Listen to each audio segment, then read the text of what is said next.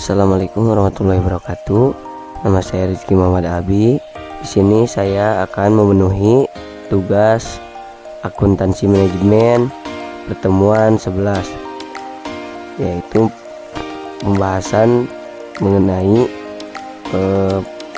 buku akuntansi manajemen yang saya baca mengenai akuntansi pertanggungjawaban. Mungkin ada 4 materi yang akan saya bahas: desentralisasi atau decentralization, yang kedua pusat laba atau profit center, yang ketiga pusat biaya atau cost center, yang keempat pusat investasi atau investment center. Nah, apa sih desentralisasi itu? Desentralisasi didefinisikan sebagai delegasi atau wewenang mengambilan keputusan kepada jajaran manajemen yang lebih rendah di dalam sebuah organisasi. Nah, desentralisasi ini dalamnya yaitu organisasi yang terdesentralisasi membutuhkan sistem akuntansi pertanggungjawaban yang menghubungkan kekuasaan pengambilan keputusan manajer tingkat yang lebih rendah dengan tingkat pertanggungjawaban dari berbagai keputusan yang diambil. Selanjutnya, kadar desentralisasi tergantung pada luasnya otoritas yang didelegasikan oleh puncak manajemen kepada lapisan manajemen.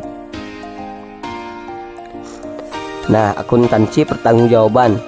Sistem akuntansi yang dirancang sedemikian baik sehingga dapat mencatat dan melepaskan pendapatan, biaya, dan investasi yang timbul akibat pelaksanaan suatu aktivitas kepada manajer yang bertanggung jawab terhadap aktivitas tersebut. Nah, yang kedua, pusat biaya.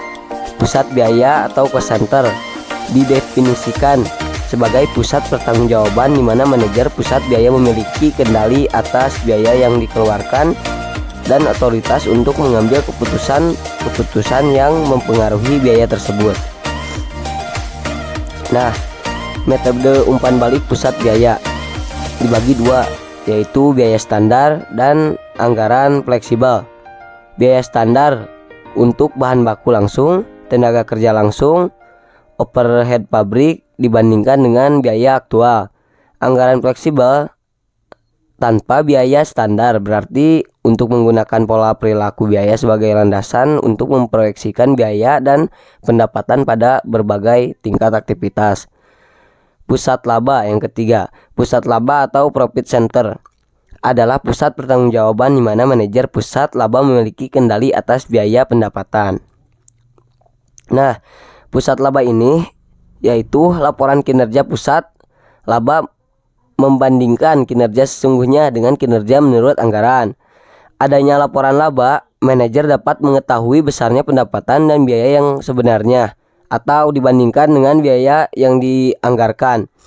Manajer pusat laba sering dievaluasi dengan membandingkan laba aktual dengan laba yang ditargetkan atau dianggarkan. Yang keempat, pusat investasi.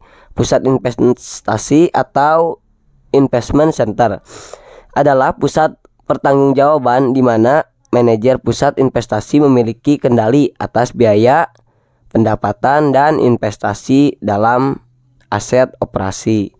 Pusat investasi ini di dalamnya manajer pusat investasi mempunyai wewenang ekstensif untuk tindakan